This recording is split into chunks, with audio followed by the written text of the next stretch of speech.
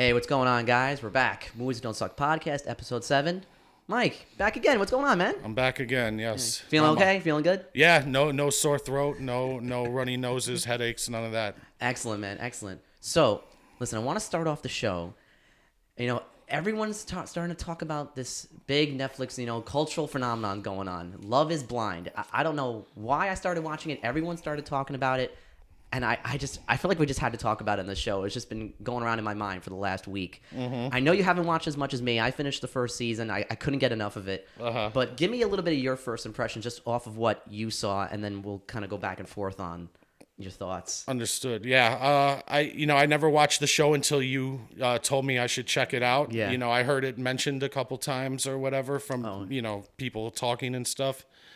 But I watched it and... it's an interesting concept as far as reality TV goes. Very interesting.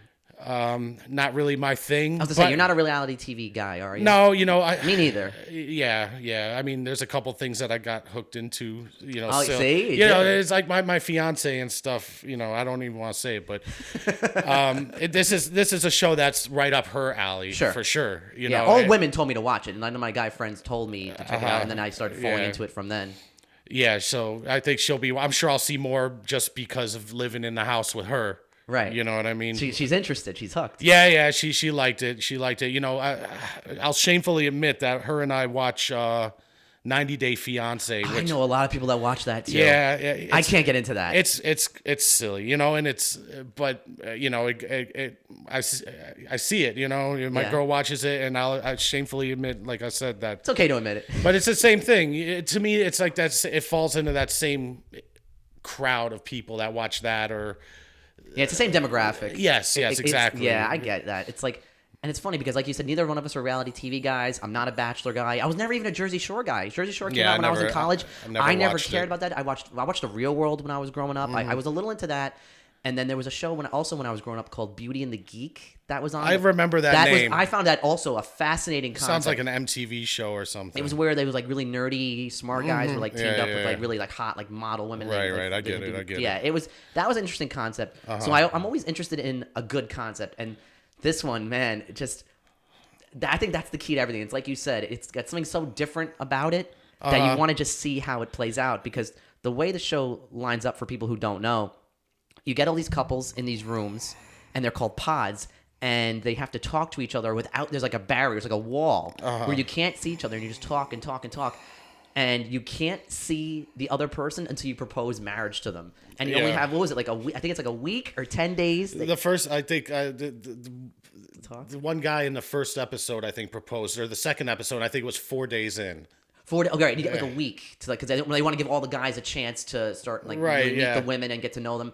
I heard there was a thing. People were saying, "Oh, well, why are these guys falling so head over heels in love with them? It doesn't seem like they spent that much time with them." I'm like, well, of course, everything is edited down. But what I heard that was so crazy is that some of the guys were spending up to 19 or 20 hours a day in the pods talking to the girl that they liked. I didn't hear anything, so I don't know. That seems like an awful lot of time to me to be locked in a room. Yeah. But that's crazy. Yeah, I hope that's the case, to be honest with you, if these people are really proposing to each other after a couple days of just talking to each other through a wall. Yeah, that was where I was like, why? That's what I was wondering. I was like, how are they falling for each other so hard? Even though, of course, we know the time is truncated down for TV. I'm like, what's going on here? There's got to be something strange. Are these people that like into each other? But when you realize all the time spent, if that's true, yeah. Yeah. But still, I think where it becomes interesting, and I really haven't seen it yet, so I don't even know if it happens, but I remember watching the first episode with my fiance, and I was thinking, like, what I want to see, like, if they talk to each other in the rooms about which guys, like if fights start happening. Oh, okay. And it came close with the one guy and the two girls or whatever. Yeah. But I want to see more of that, and I'm hoping. And again, I've only watched the first couple episodes, so maybe this happens. But I'm hoping after the fact that they move everybody back into the same living space together to see, if any other temptations arise. So I can happily tell you that what they do is so basically the breakdown of the show that's so smart is they give everyone time to find each other, and then they all do their proposals, and then I got to that. Send them on honeymoons. Yeah, I got to some of that. Some of the people, the first ones started going to Yeah, Mexico. They go to Mexico and they have all these honeymoons, and this is where and it's interesting because this is where they finally get to see each other and interact and say, okay, now the bloom is off the rose. You've seen the person, right, and now you got to get used to that fact, and then then they start having anxiety of like, oh, now that we're getting along on the honeymoon, they're already thinking ahead, saying what's going to happen when we get back to our families. They don't have, that's the thing, they don't have their phones either. They have no smartphones. They have no connection to the outside world. They start wondering what's going to happen with their friends. They started wondering what's going to happen with their family. Their parents aren't going to approve. There's an interracial couple on the show, and they're, of course, right. They were like the first one. That was the one that proposed on day 4.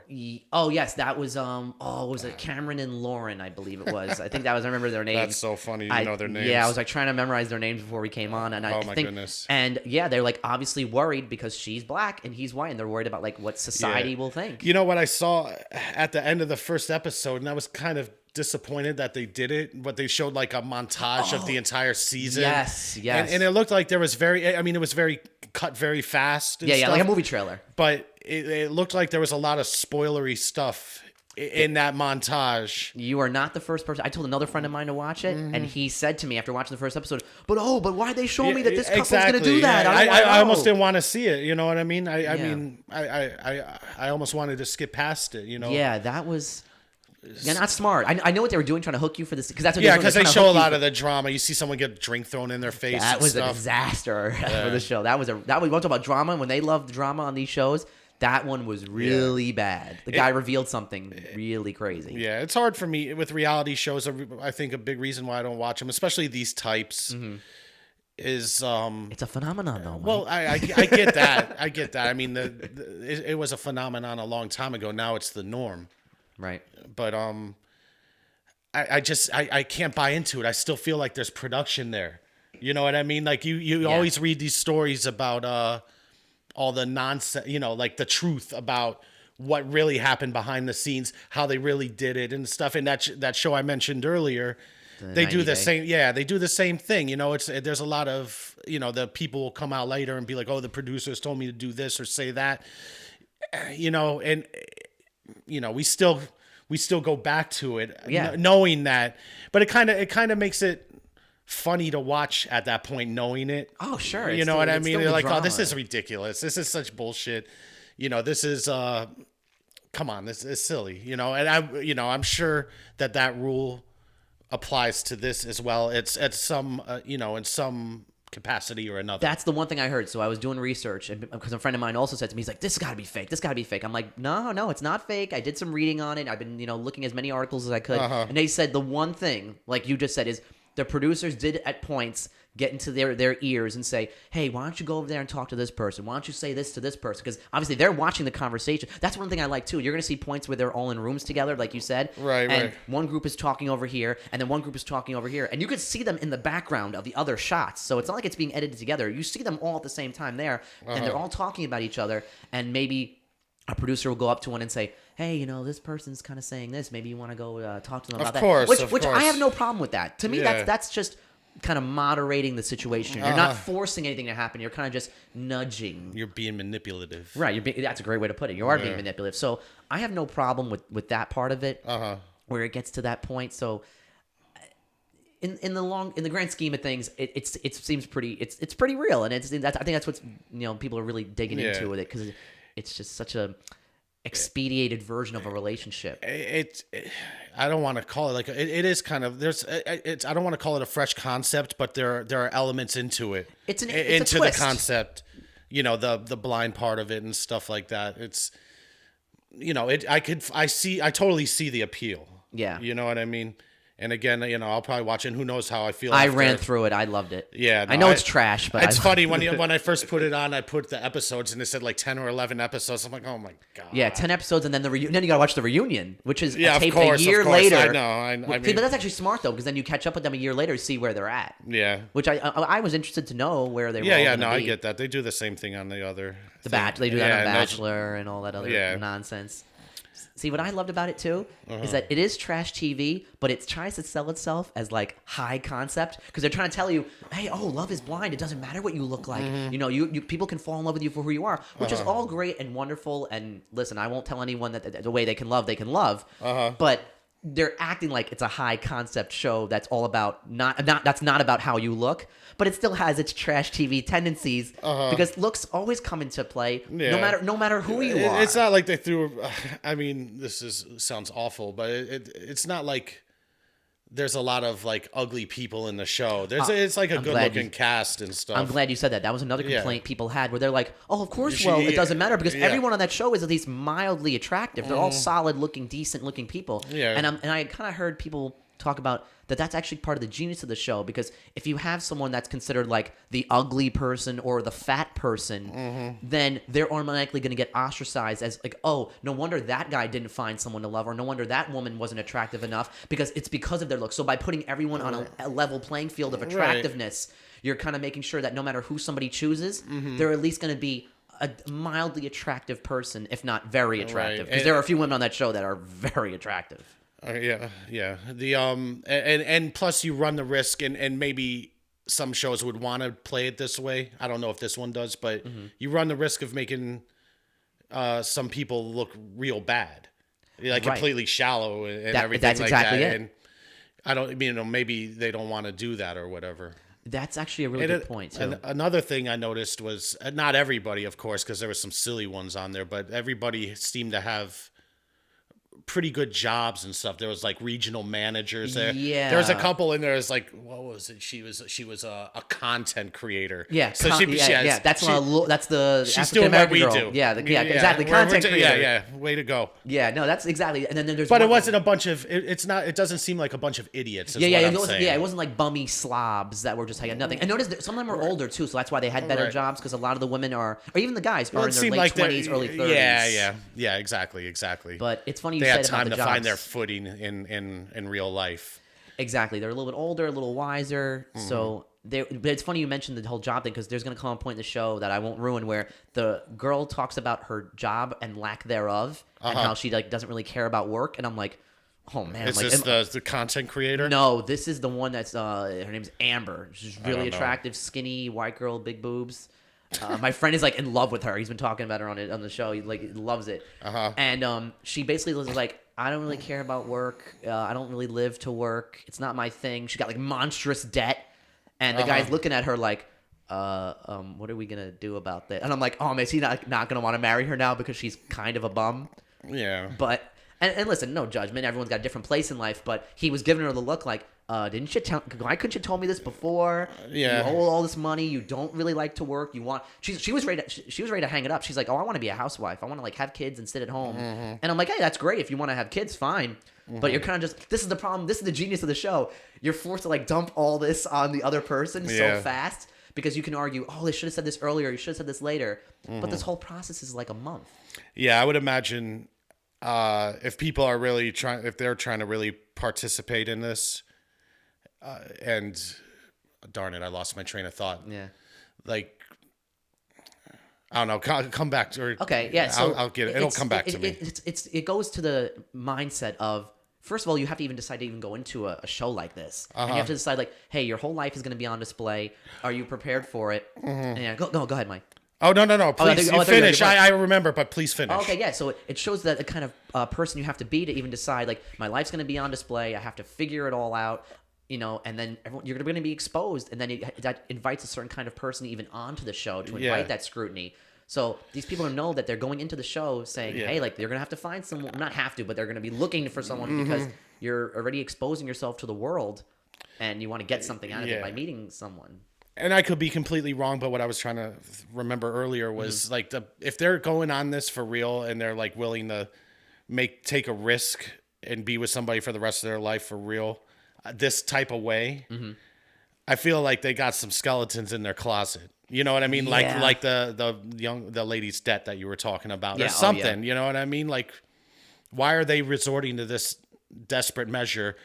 If not, and maybe they're all, other than being on TV, right? And I'm sure a lot of them were like content creator. That one, that could have worked out. Yeah. A lot of them probably you see it as I'm an opportunity to be on TV. I'll do it. Yeah. I felt bad for some of the women because, well, some of them were older and and they were definitely at a point where they're like, oh, I'm 32, I'm 33. I don't know what I want. I don't know what I want to do. I don't know if I want to marry this guy, but I'm not sure. And I'm like, oh, they're kind of like that's the scary part of like the desperation where you are like, watching them and you're getting enjoyment out of it, but it's also kind of sad because at one point one of the women who ends up like leaving a guy at the altar, she's like, I'm 34 and I don't know what I want. This like wonderful guy like loves me and wants to marry me, but I don't know if I even want him. I think I know who you're talking about. And I'm like, oh, that's just heartbreaking. It's terrible. Yeah. There's definitely a lot of hate all around because it's easy to like rag on the women for like what they were doing and some of the shallowness that they were doing. But some of the guys also rag. Of course, it definitely like goes both ways. So yeah. You know, I actually liked that about the show because as much as I wanted to say like, oh, this woman's a hypocrite. Look what she's doing. Look what she's saying in the pods. Why she's ragging on this guy, saying, why don't you want to commit to me? But then she goes and does it to another guy who wants to commit to her.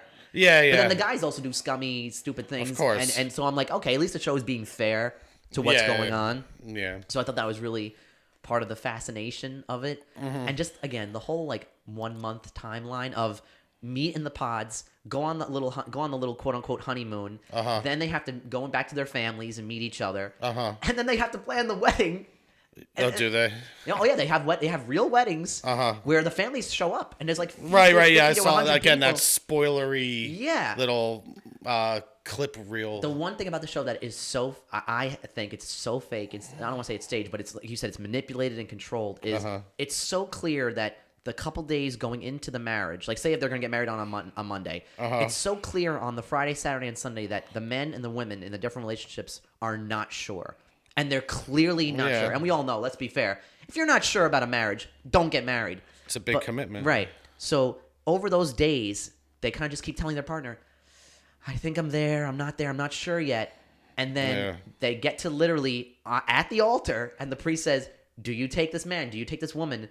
And they have to decide there if they're going to fully commit to the marriage last minute. So I'm thinking at that point, the producers are telling them, hey, listen, even if you're not going to do it and you're not sure, we have to have you at the altar. You can't say it 2 days before. We have to make sure we get you at the altar. This is where you have to tell the guy or the girl that you don't want to do it. So the manipulation for me is, hey, you could have told him on the Saturday, I see what you're saying, but you made him wait until at the altar on the Monday to do it. And I'm like, oh, that's got to be manipulated. You could easily not crush someone's heart and soul in front of their family that day. You could just tell them, hey, it's 2 days before the wedding. I'm not feeling it. We can't do it. Oh, show's over. Yeah. No, you have to get them at the altar. Or it could just be like they both agree mutually to split it off before, and then the producer comes to them and be like, all right, you guys are done, but let's just play it up till the wedding, and then you guys reveal this so we have a show. I heard one of them say like, opposites of the opposite sex. Oh, I'm hoping the other one will say that they don't want to do it because I don't want to be the one.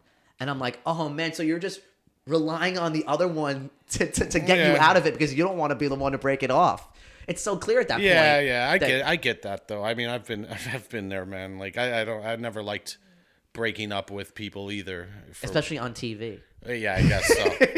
In front of your family. I think it would be easier on TV because I just don't buy into it completely. The love, right? Because there's that like that barrier of reality that's like not quite there. Yeah. So you're kind of not sure, which I totally get. Yeah. The other thing I thought was interesting about the show, and this is more of like a content thing. Netflix rolled it out over 3 weeks, which was really smart because we were living this culture now of binge versus weekly content. And I didn't notice until actually after because I watched it when it was already out. It's been out for like a month, so that's when people were talking about it. And I was looking up all the stuff about it, and they're like, "Oh, it's a 3-week event," and I'm like, "3-week event? How did that work?" And apparently they did like the four episodes. Then they did the 5 episodes, and then they did the 3rd week was the reunion. Right. And are you a fan? So just in general, you think that's a smart idea, or do you think they should just put out all the episodes at once, or do you more like to stagger the content? Because Netflix has been doing that a lot with reality shows. They've been staggering the releases. Oh, really? Yeah. See, I haven't noticed. Different things. I think now it's a good idea with everything that's going on in the real world. Right. More people are have more time at home. I would imagine Netflix would want people staying on Netflix rather than going over to the other guys for a longer time. So at least for the time being, I think it's a good idea to stagger it if you have something that people want to see. Yeah, I think that's a way where it's kind of going now because Netflix has been experimenting with this for a few months now, and Okay. with their big shows like of course like Stranger Things and all the Okay. Marvel stuff, they were just putting everything out at once, which Right. I think is it's fine, it's really smart. But they've been like a lot. There's been like some hip hop shows. There's been like some other like reality TV like baking whatever shows and all that stuff, and they've been like staggering it to try to figure out what they want to do. And I'm like, oh, that's kind of smarter way, especially with reality TV, kind of like keeping people on the hook and figuring out what they want to do. Right, right. So I thought that was interesting. I think in the long run, Netflix is probably going to go that way. I don't know if they're going to do it with their big shows. Maybe they just want to keep doing the like all at once and give people that binge. But then you lose the show of the moment because then it comes and goes and people forget about it. Yeah, especially with so much other content on so many other platforms. I think, again, with people being home now, I think it'd be smart for Netflix to drag it out. You know what I mean? Yeah, I think so too. I think that's probably what's gonna be. Plus, future. if all these productions that are being put on hold, Yeah. who's to say that Netflix's productions aren't going to be put Oh on yeah, hold? they're the same thing. Everything's on hold. So Hulu does the weekly thing. Disney's doing the weekly. HBO just has been doing the weekly. So yeah, everyone pretty much does the week binge. Netflix Well, is the I only thought one. that I could be completely wrong, but I always thought that like Netflix was the only one to drop like the entire season. Yeah, they're the only one. Did Disney drop Mandalorian all at once? No, weekly. Okay. Oh, that's right. They did. Yeah, Okay. so that's the thing. Netflix is pretty much going against the grind by Right, being the only right, one yeah, putting everything out because It works for them, I guess. I can't think of another stream service that CBS All Access does the weekly, Mm-hmm. HBO they all do it. So it's gonna be interesting to see if Netflix changes their tune and goes to weekly, or if they do this groups. See, that's what I like about what Love Is Blind did. They did groups at a time, Right. 4 drop, 3 drop, 5 drop, instead of just doing one a week. 'Cause at least you give people a few episodes to kind of stir with. Right. Yeah. But yeah, so unless you have any last thoughts on Love Is Blind, I can only just tell everyone who has even the slightest interest in it, and if all you guys out there have your girlfriends, I would say at least check it out. It's just trash TV at its finest. I would highly recommend it. Yeah, I'd rather come home to my fiance watching that than one of the housewives of whatever city show. Oh, okay. That's actually all right. That's a good sale. That's a good push for the show. Yeah, I won't get angry. Yeah, exactly. You don't want to get angry. You just want to laugh. If you watch a show like this, you just want to laugh. I can't watch that. It like hurts my ears. All right, so let's transition to our next topic. So a couple weeks ago, Ben Affleck put out a new movie, basketball drama, The Way Back. Unfortunately, didn't do very well. Yeah. And it had some decent marketing behind it. It only made $8 million its opening weekend, so I'm hoping to give it a little bit of love right now. I really enjoyed it. It only made $8 million opening weekend. It cost about $25 to make, which for a small Ben Affleck drama, that's fine. But with its slow second weekend, of course, amongst everything going on in the world, it only is at like 10 or 11 million. So that movie's even at 25 million, is gonna lose money. Yeah. I know Mike, you didn't get a chance to see it way back, but I'll just say that really enjoyed it. Solid movie. I like the whole. It's a little bit slow. People would say, oh, it's kind of a slow movie, Right. But I found that all the character development, at certain points in the movie was really interesting. It kept me on the hook. So you're seeing him work his job, and you're seeing how much of an alcoholic that he really is. And then, he's got to deal with his ex-wife, and he's obviously got some past trauma that the movie later reveals. And then he gets the offer to be the coach, and you see what his past was with the basketball team. Right. And again, while not a great movie by any stretch, I did wish that more people went out to go see it because I find Ben Affleck like extremely likable, like good dude in Hollywood. I feel like he's one of the good dudes in Hollywood. I always try to back him on a lot of his projects. Okay. So, I just wanted to say I thought it should have got a little bit more love, a little bit more of a chance. It was I wouldn't say if it's necessarily one of his best movies, but I thought it was a nice comeback for him, especially all the trouble he's had with the whole Batman and the Justice League and his personal demons with alcohol and everything. I thought this was a nice, even though the movie didn't make money, I thought this was a nice comeback for him. No pun intended. I thought this was a solid movie to kind of like return to. Right.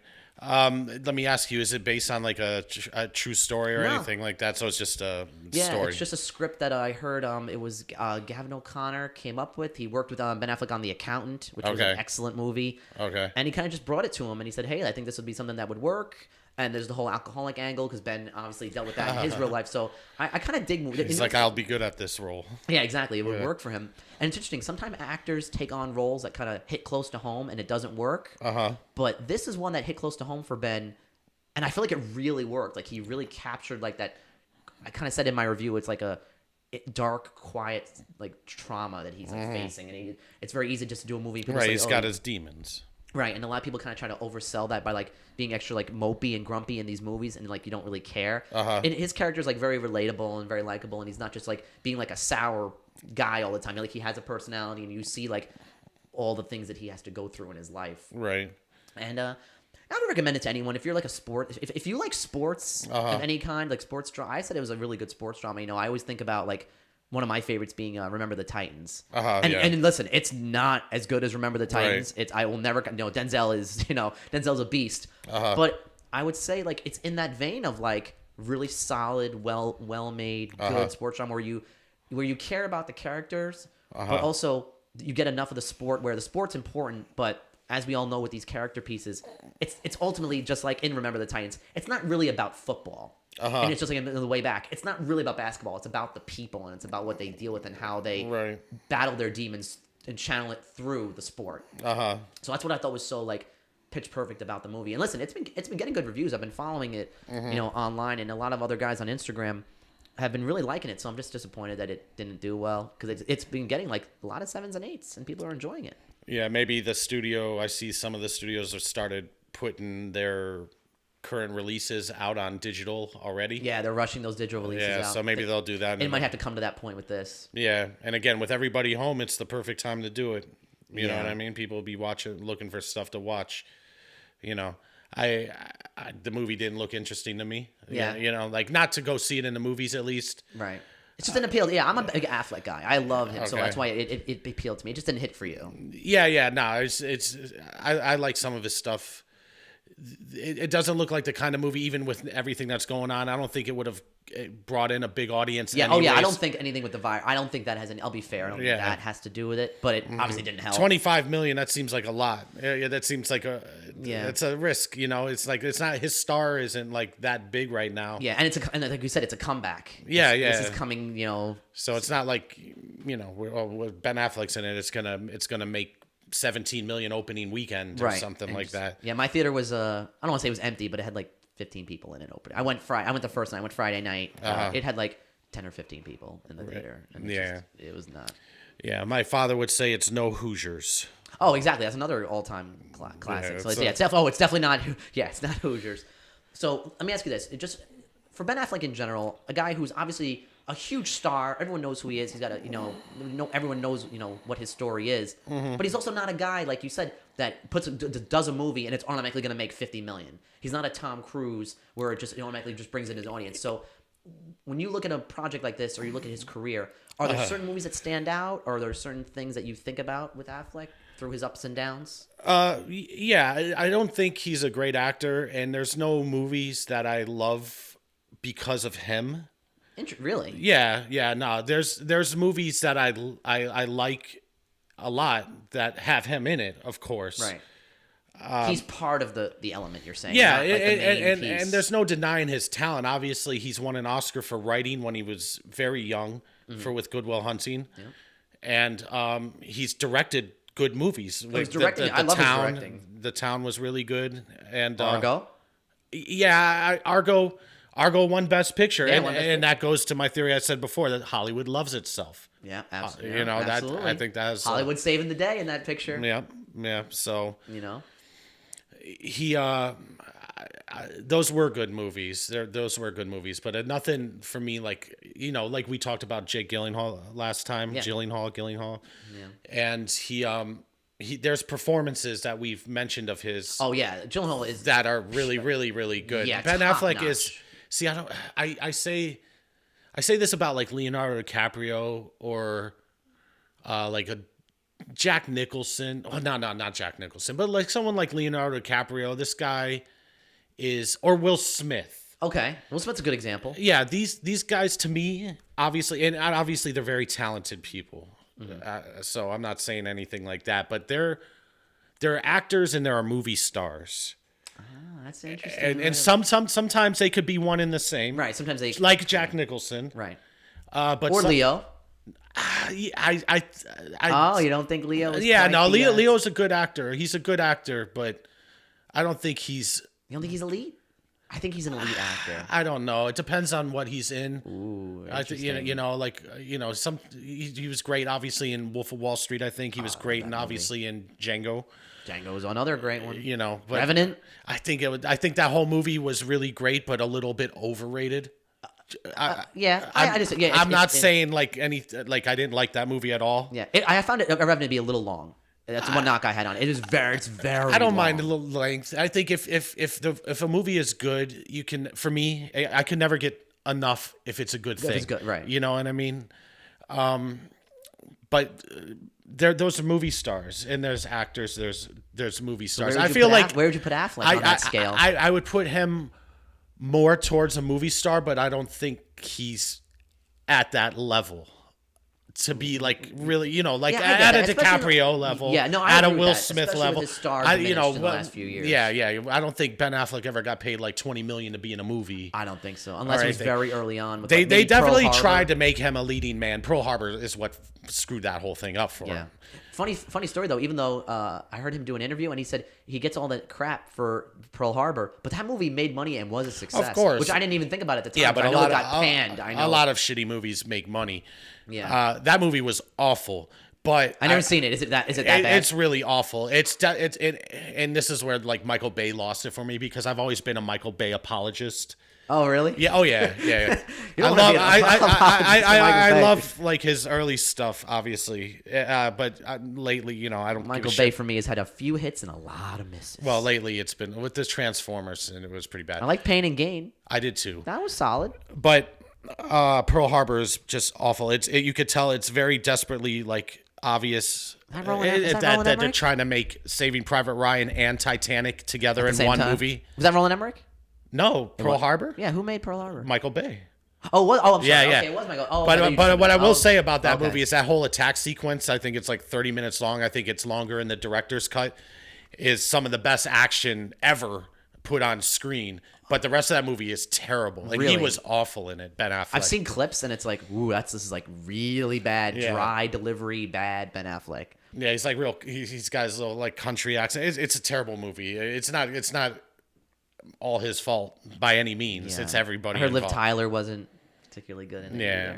But I look at his career, and that's why I find it so up and down. It's so crazy. Like, did you see The Accountant? No. That's a really solid, well-made, good story, action. I know, like drama. the second part 2 is like in production or development. I heard that they said they might turn it into a TV show or do a second one.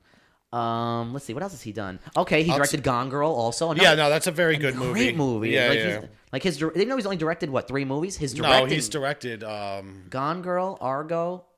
And The Town. And The Town. Those are 3 really good movies. I think he's directed other stuff, but there could be like really old. I think one of them was like a really old short film. Yeah, I think he did from like early 90s. Yes, exactly. It's like a long title. Right. Yeah, I don't even count that one for him. I'll tell you what I do like with him, and I'll tell you what my favorite character he played was. Movies like I like. He was good in a lot of early Kevin Smith stuff. Oh yes, that's where I started to like Ben Affleck. Yeah, well, I think that's where he pretty much came from. Where that's where he started to become known. Yeah. That's where he got into the industry. Yeah, because I think Chasing Amy really was like a big hit, like critical. Yes. And money wise as well. And he had a little bit part in Mallrats or like a supporting character. Yes, he was like just the guy. And he had the little parts in Clerks. And he's funny. I really, really love the movie because of everybody, not just him, but Dogma. I was waiting for you to say Dogma. Yeah. Dogma is he plays the angel. Well, he plays the Archangel. Yeah, he's Bartleby and Loki or Ben Affleck and Matt Damon. Yeah. And that movie is awesome. That's a really good Kevin Smith. That one doesn't get enough love. I feel like people. Well, it was controversial when it came out. Obviously, thing. Yeah. Yeah. But I think it's a very funny and very creative, and it's very back when Kevin Smith was really good when his writing was really sharp and fresh. It was exactly. It was sharp. It was funny. It had some darkness, gore, drama to it. Yeah. For anyone who's looking for a good Ben Affleck, people always say Ben Affleck's like that's the thing. I try to defend Ben Affleck because I feel like he just gets so shitted on. People say he's such garbage, and I'm like, no, like he's really good. Like look at certain roles that he's done, and I'll admit, like I've said, the whole point of this discussion is the up and down. But I feel like if you look at his ups are really good. Yeah, but he's had some bad downs too, Geely. Oh yeah, Julie. One of the I've never seen it, but I know people said, "What is it? One of the worst movies like ever made?" Yeah, it was like one of those notoriously awful movies. But what I was gonna say was my favorite performance of his was from Dazed and Confused. I have not seen Dazed and Confused. It's a very good movie. Is it funny? Yeah, it's funny. It's funny, but it's a good movie. It's like one of those good. I feel it probably can reach more people that went to school in the 70s. But it's a very good movie. But his character in it, he's like the bully jock type that like terrorizes the main character, the young kid in the movie. He's like the senior, and the kid is just coming as a freshman. Okay. In the whole movie, he's just a total dick, and he plays it so well. And there's just like brilliant character things in that movie that really have nothing to do with him, but everybody in the movie has like a badass, like nice, clean 70s or 60s muscle car, a lot of like Pontiac GTO. It's like neat things.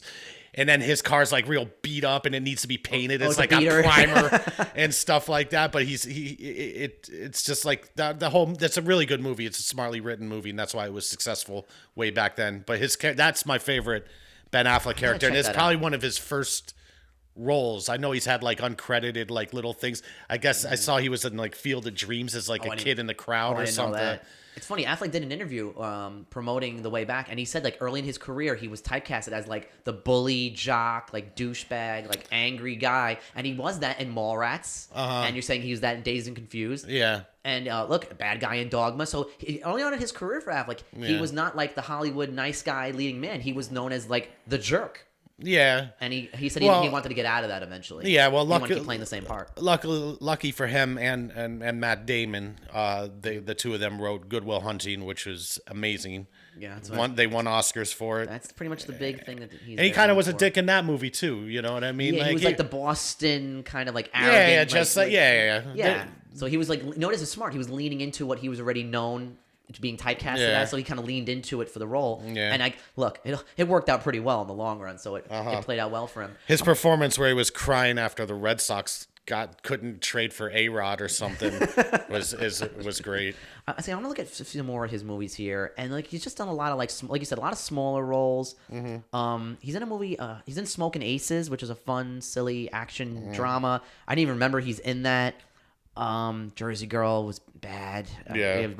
See, he had this run. This is where he fell off. He had this run where he did Daredevil, Geely, Paycheck. Daredevil was awful. See, okay, I didn't mind Daredevil. You love superhero movies. I liked it, yes, but I acknowledge that it's not great. But it was all right. I thought I got some enjoyment out of it. Danny, did you see Daredevil?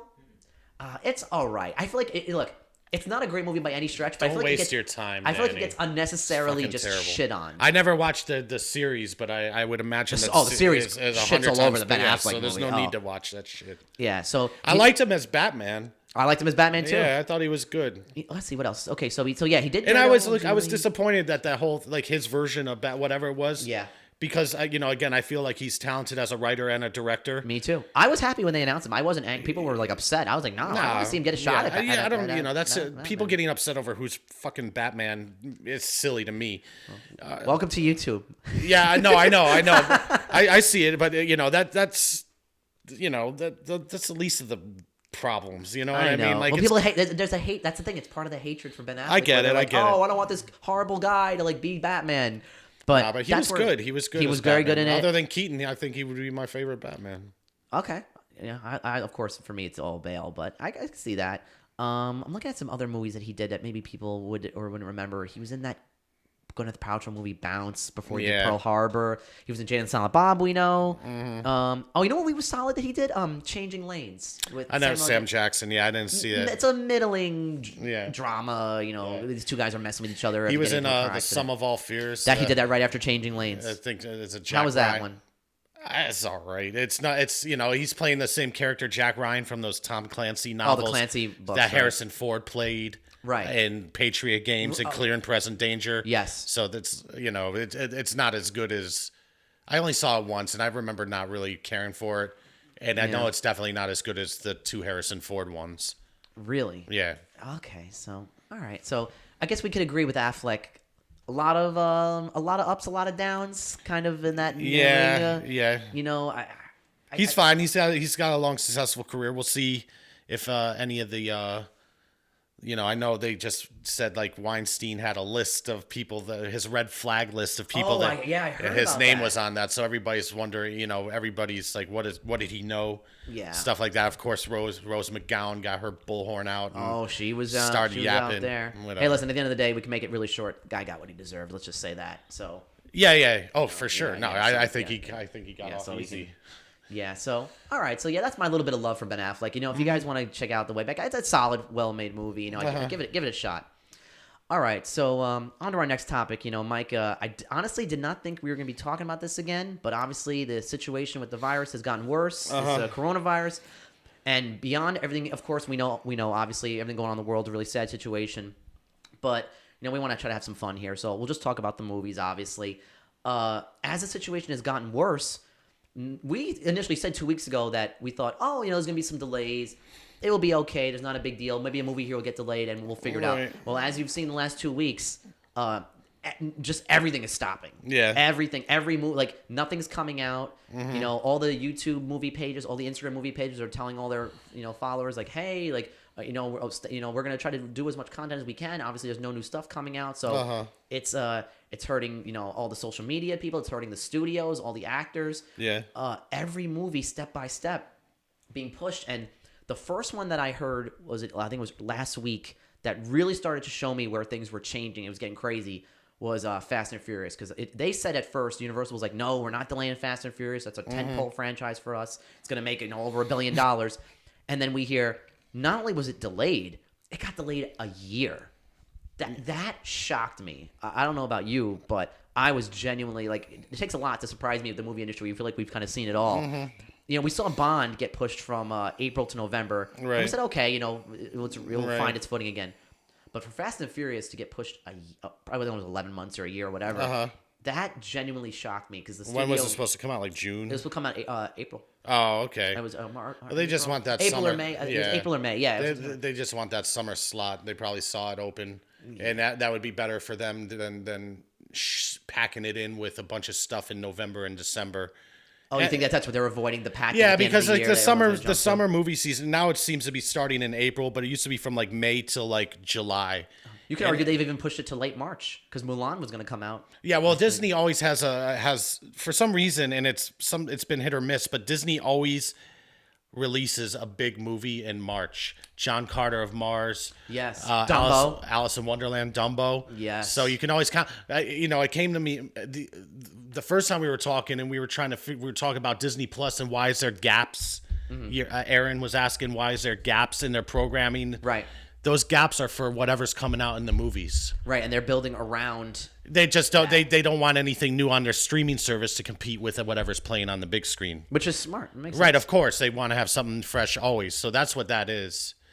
But yeah, they always had something in March, and sometimes they've bombed bad, like John Carter. Yeah, or Dumbo did not do very well. No, it didn't. It didn't. John Carter was that was a horrible. I didn't see it. It was a horrible bomb. It was a huge bomb. It was a massive price tag on that movie. I feel they probably thought going into it that this is going to be the next Avatar. Oh, they did. Oh, yeah. That's the word I heard. It people was shortly saying. After. They're like, Avatar. we're building this new universe, and it's gonna be huge, and it's gonna be a franchise. It's gonna have a cartoon and a TV show. And nope, that was dead.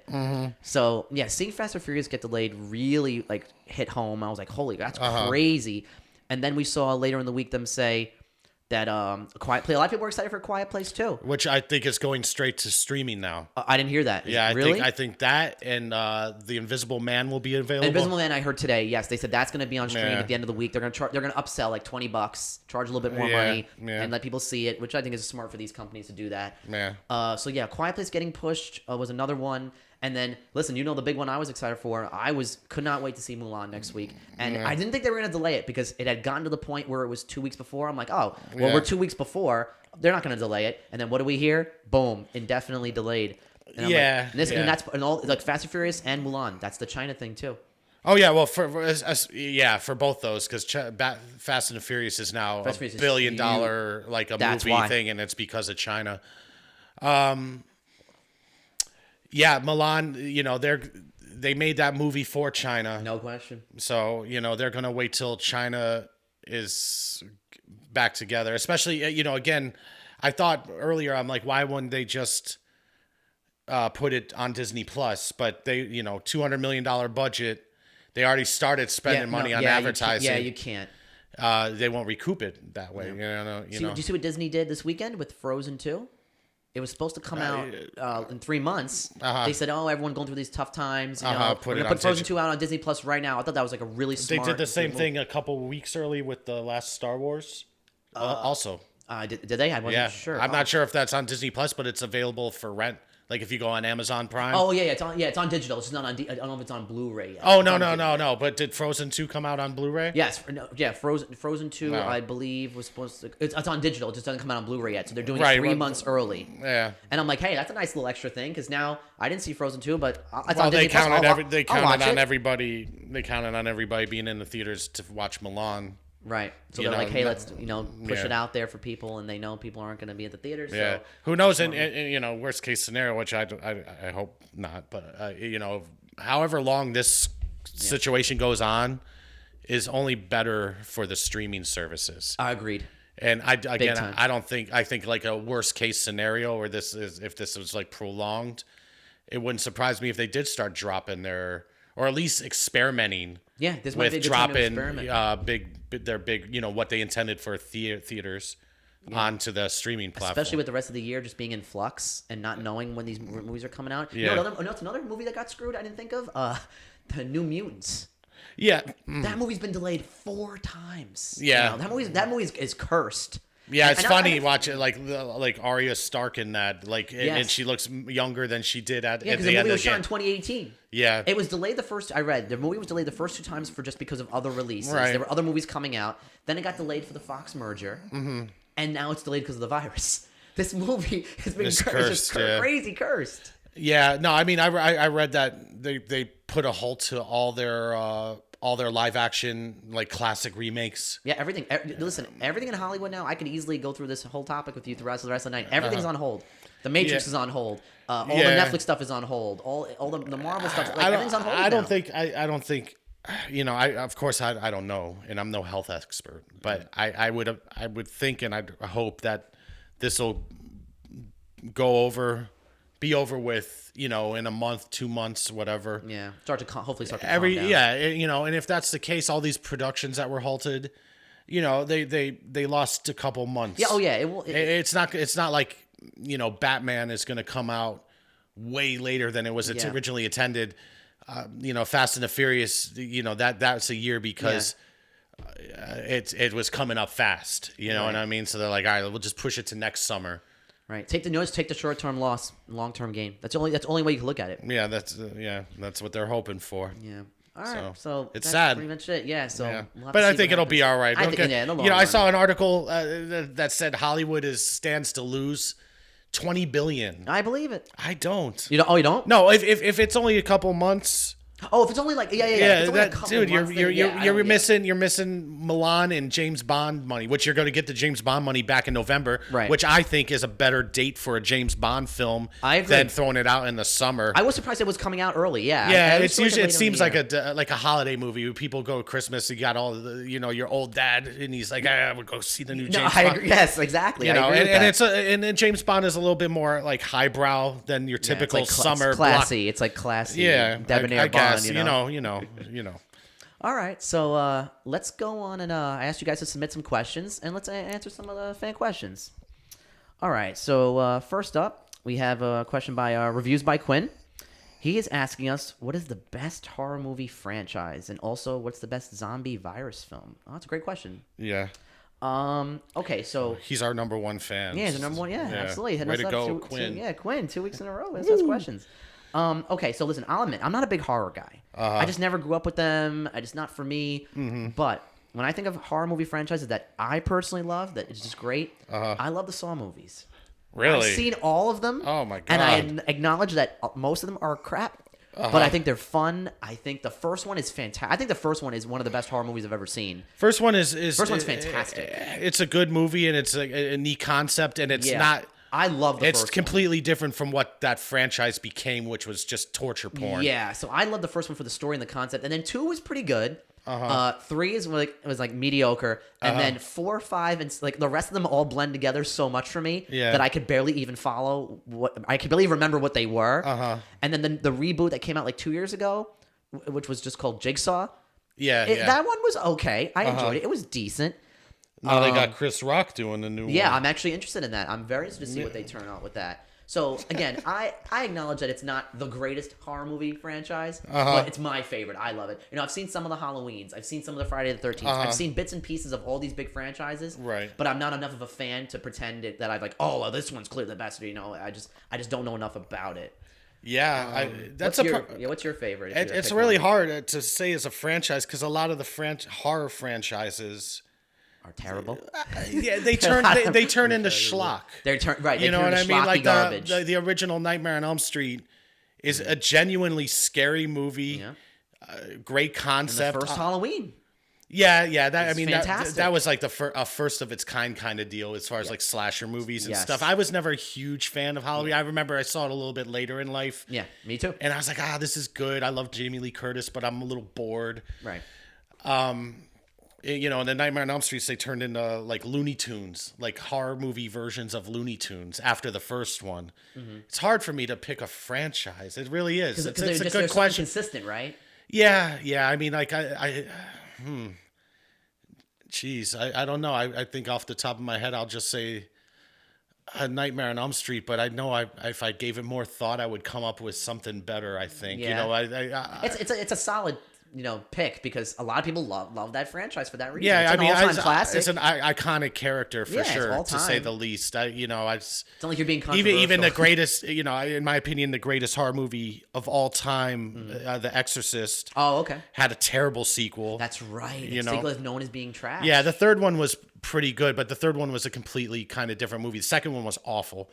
Yeah, so you can't really say that. Yeah, I mean, like everything that you think of the Hellraiser franchise, and they have 5 or 6 of them. Oh, yeah, that's right. Pinhead, right? See, I've never even seen any of those. Yeah, they're weird, and your Friday the 13th, which is as other than the first one, once Jason comes around, is the same movie over and over again. Those aren't like good movies. They're just fun popcorn movies, So what about Virus Zombie movie? I have a couple I can. I mean, I wonder if.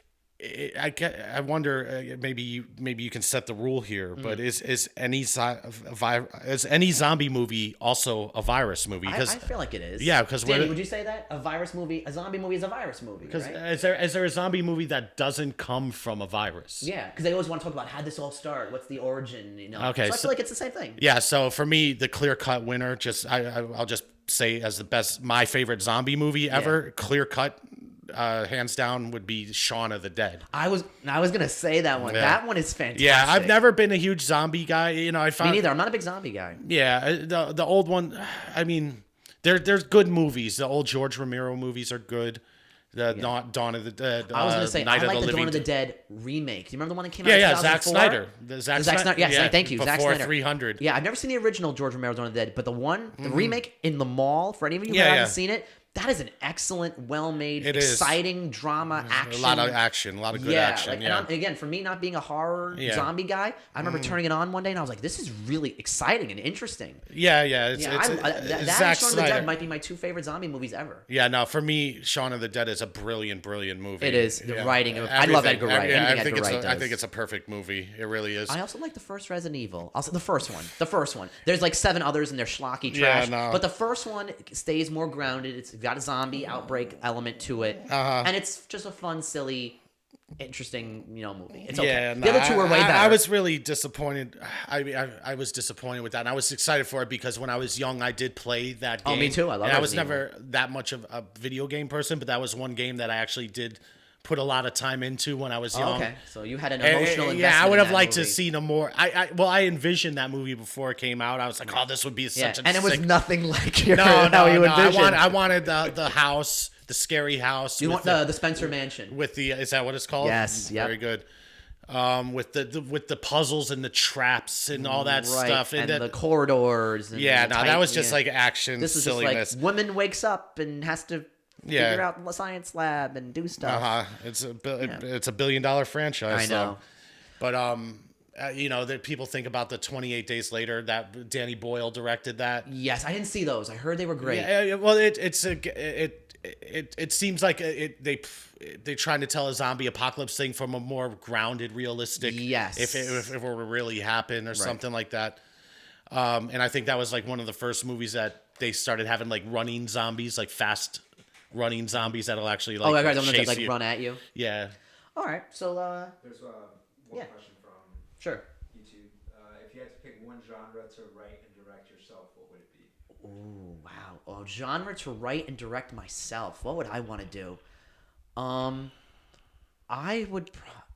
Man, it's hard. It's like there's stuff that I know I would want to do, but it's like, would I actually be able to do it? Because I would, off the top of my head, I would say I'd love to do an interesting sci-fi concept. Yeah. I would love to do an interesting sci-fi technology/human drama. Mm-hmm. But it's like, would I actually be able to pull that off?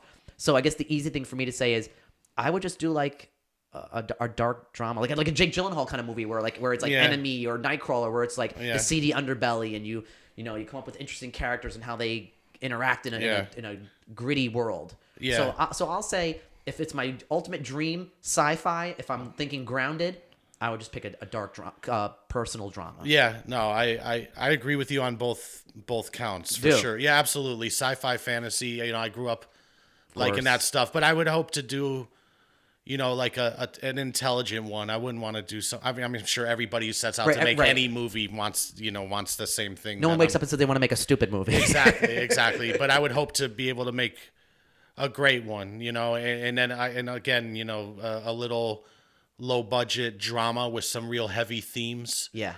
I like that kind of stuff too. You know, that's what I would want to go for. Obviously, I'd want to win Oscars. Oh, sure. That would be nice to go up there. Danny, who asked that question? Give him a little shout out. Jesse R. Oh, Jesse. Oh, thanks, man. That's a great question. Good question. Okay, so let's go on to we had another question. Timmy Darmoody on Instagram. He wanted to know what was going on with the Obi-Wan production. Well, it's very straightforward, very simple. There's pretty much nothing going on. We haven't heard anything from Kathleen Kennedy. We haven't heard anything from Disney. I think they're still in the process of rewriting the scripts, figuring out what they're going to do. And we keep hearing the rumor back and forth that they're going to turn this back into a movie, which, man, we've talked about this at nauseum. I don't know what they're going to do. I think they're still in a holding pattern, and they're going to figure out when they finish writing what they're going to make it, because we haven't heard an update on the Obi-Wan production at all. Yeah, I think they're still in the process of trying to figure out how to fire Kathleen Kennedy. Yes, you know, they probably are. I'm being sarcastic but serious at the same time. Yeah. I don't really care or know, but I just remember hearing like everything happened very abruptly. Yes. So true. And then they asked Ewan McGregor about it, who I think is a good actor. Oh, I love Ewan McGregor. Yeah. What his thoughts was, and it was a very short, matter of fact answer. It's like something like, "Oh, we just want to get it right." A very we want to get it right. Yeah. Yes. He makes was a good makes soldier. me think that there's a lot of issues with the script, maybe. Oh yeah, or maybe other behind the scenes stuff. But I think there were problems, and they're trying to keep it as low key as possible. I agree, if something big is coming out and they talk with some exceptions, but when there's production problems, it's usually not good. For the show. I mean, always. Unless you're James Cameron or something, But who takes forever, but it always ends up being good. People think it's gonna be a bomb, and it ends up being the biggest thing ever made. True. Okay, let's get a comment from Holly_Horner on Instagram. She just said, "Keep it up, guys." So Holly, thanks, really, really appreciate it. Thank you. Thank you, Holly. Okay, and our final question of the night from TTP Video on Instagram. She asked us, what criteria must be met to make up your top 10 each year? Is there a checklist? Also, what differentiates your 10th spot from the first? Oh, thanks, TTP Video. That's a great question. Basically, for me, I don't really have a checklist, but I look at all the factors of how much fun was the movie? How well was it written? Did I, cinematography, direction, all that stuff is factored in. But at the end of the day, I always have to tell myself, did I enjoy the movie? Was it a good movie? So people might say to me, "Oh, Eric, your number one movie this year was Endgame. That's kind of like a Hollywood blockbuster popcorn movie." And I say, "Yeah, but guess what? Was that your number one movie? That was my number one movie." Oh my god. Yeah. So I have to say to people "Yeah, that was the movie that it was in the theater and got the most enjoyment out of. It was well written. It was fun. It was interesting. It had action. It had drama. It had good story. It kind of just fulfilled everything that I want out of a movie. But then if you go further, all the way up and down my list, like the 10 spot for me. That's a movie that could kind of just be anything. It can just be, oh, it's a movie that I enjoyed. Maybe it's not the best movie. It's just a personal preference. I feel like the bottom of everyone's top 10 lists is mostly just their personal choices. And then as they go up the list, they look at the better, higher quality films. Like, this year, where people would say was like The Irishman. Or or just anything that. Right. This year is a hard year to put a list together. Right. Like it's that. all the Oscar movies. Like I had Ford v Ferrari on at the top of my list. Yeah. So I feel like the lower part of the list is always about just fun, good movies that you enjoyed, and then as you get more into the middle and higher up, that's where you get more of the quote unquote Oscar movies that people love. So in terms of the way you would look at it, do you look for different criteria, or is it's just what you enjoy the most? No, the only criteria I look for, or not even look for, but the first thing I look at is like who's directing it. Obviously. But for me, I don't care. You know what I mean? I just want to see a really good movie. Right. Well made, and on all the aspects of it, everything, from the production, behind the scenes, to the story. Obviously, it's got to have a good story that's engaging. I think that's what Parasite's best or attribute was how engaged. Like that movie, not my favorite of the year, right? But I think that movie grabbed me and kept me engaged more so than any of the other movies. I agree. That's why it was on everyone's top 5. That's why it was in my top 5. Excellent movie. That's why it did all those. Like that's why I won a screenplay Oscar. Well deserved. And it deserved. And it deserved it. No, it deserved it. It deserved everything it got.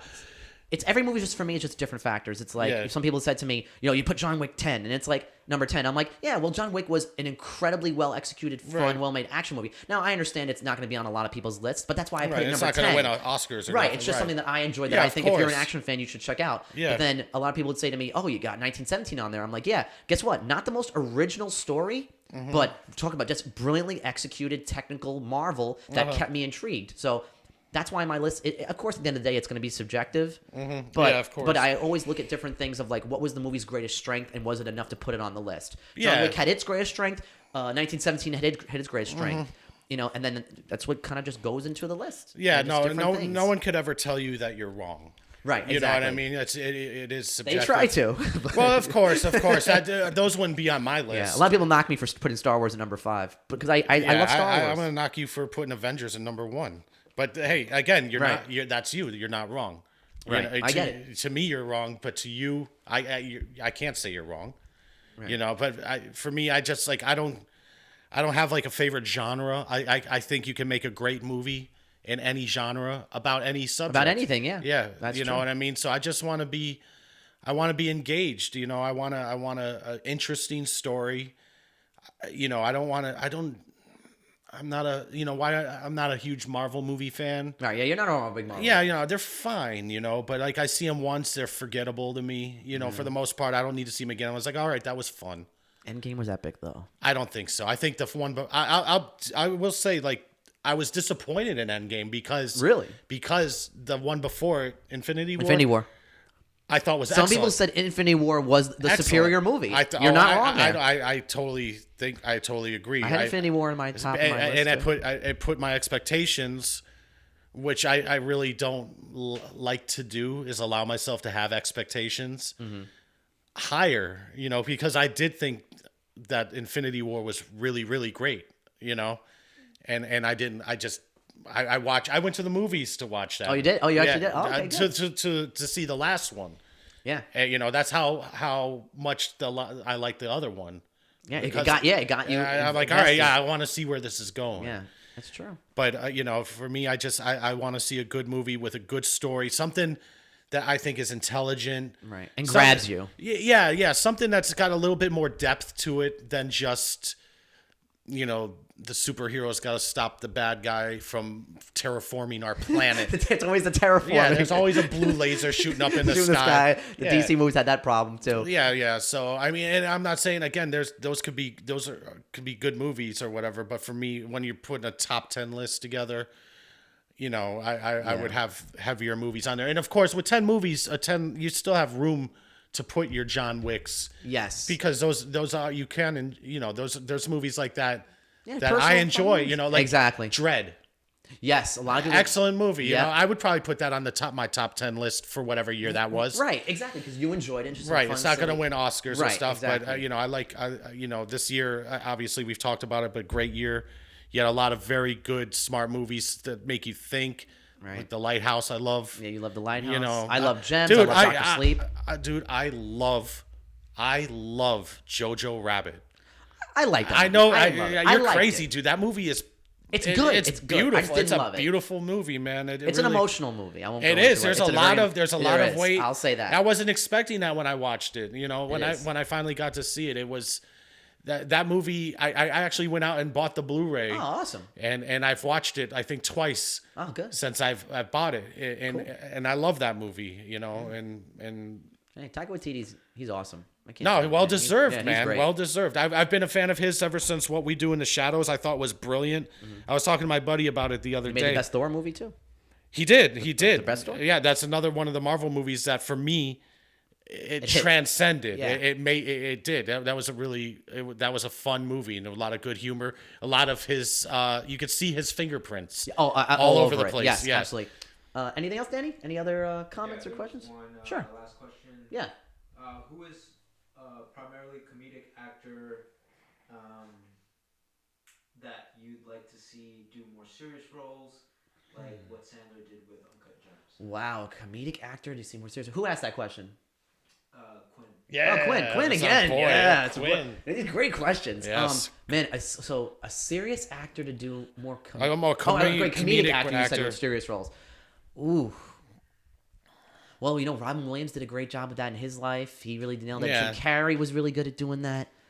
Who's someone out right now that? Because man, I don't. Okay, I know who it is. Yeah, give me one. I got an answer, and they've already proved themselves to me. Mm-hmm. But I think I am a huge fan of Sacha Baron Cohen. Oh yes, Dude is hilarious. hilarious. But I guy. think again he's unbelievably talented as an actor. I haven't seen that show he has on Netflix, but I heard good things. The one where he plays like it's the political thing. Yeah. Oh yeah, it's like on Showtime or something. I think yeah. he's a hitman or something, isn't he? Or something like a government. Oh, Something. I don't even. I'm not sure. Whatever. Okay. But I'm a huge fan of his. I always like. I love Borat. Yeah, well, love that obviously, movie. but he's. I mean, like I started watching him when Ali G first came on HBO. Oh, okay. That's where Borat came Right, from. he was a character on Dolly G show, right? Okay. Exactly, and Bruno, which was made And into Bruno, yep. But he is unbelievably. He's a very good actor, and I was super disappointed. In that he was supposed to play, and he was pushing for it very hard for a long time. He was supposed to play Freddie Mercury in the Yes. Bohemian Rhapsody movie. Yes, before Rami Malek got it. Yes, and I think that Oscar would have gone to him. I think he's talented, and I think he looks just like. you know but- why he quit that role? Yeah, because he had beef with Quinn. yes. Queen. He wanted to focus more on the. He wanted the movie to end with the death of Okay. Freddie Mercury, and I think he wanted to focus more on the more unsettling aspects of his, like, you know, the drug use and you know, the stuff that he was into and stuff like that. Yeah, and the band wanted to have more of a Hollywoody. Yeah, they kinda- wanted to sanitize Freddie's story, and he wanted the raw. and they real wanted Freddie to story. their credit too. I think it sounded very to me when it happened or when I heard it or read it or whatever. Makes sense. It actually makes total sense, whether it's true or not. Yeah, it's all the rumors and in it was- Hollywood, it makes complete Yeah, sense. Despite like all this, it was still a pretty decent movie. But I wish that he did it, and I think like he would have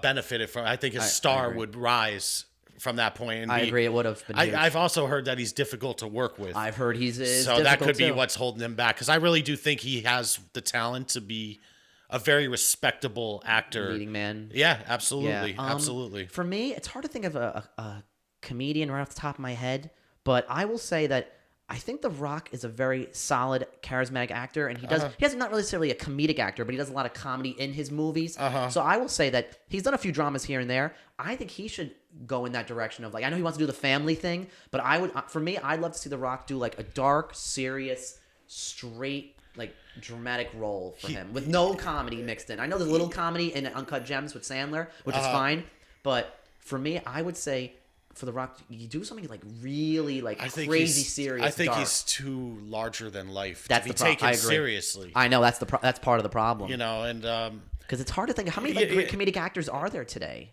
There's not a whole Kevin Hart's a very big funny guy, Well, but I wouldn't see him in a serious role though. I mean, did he ever do? Oh, I guess there would be comedy in that too. So never mind. I was gonna say like, didn't he do some romantic comedies? He may have. But you know, you had even before Uncut Gems, Adam Sandler dipped his toes in the water with Punch Drunk Love. Yeah, and Reign Over Me. Jim Carrey did Truman Show. He did very well in Man on the Moon. I did the number 23 also. Yeah. Which was not a great movie, but But it's something fun, different. movie. It's something different. He's trying to break away. Yeah, so. Mike Myers, you know, he's done some dramatic stuff. Oh, that's right, Myers too. Who I think has done it the best. Who? Almost no one realizes. Who? Jamie Foxx. Oh, Yeah. You know what?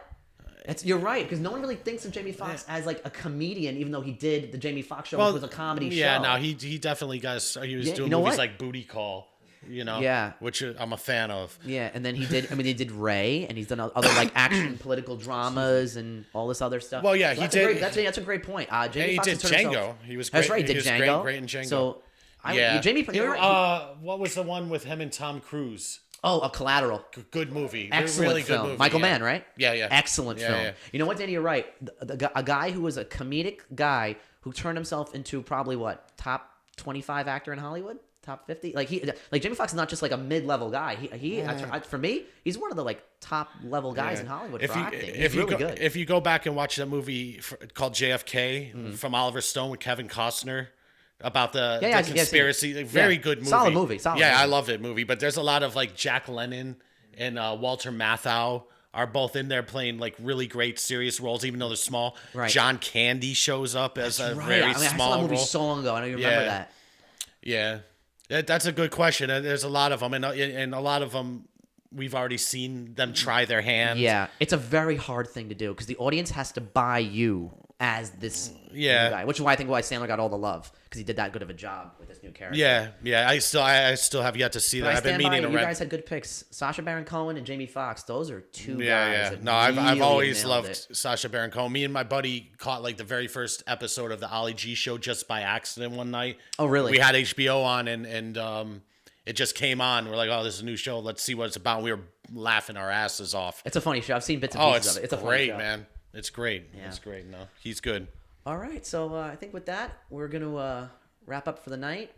Mike, thanks for coming on. Danny, appreciate you giving us all the comments and questions. Before we go, we'll tell you guys, on YouTube, come see us. Movies That Don't Suck, all one word. Mm-hmm. Like, subscribe, comment, all that. If you want to hear our podcast, go to anchor.fm/MTDS. We're on every platform.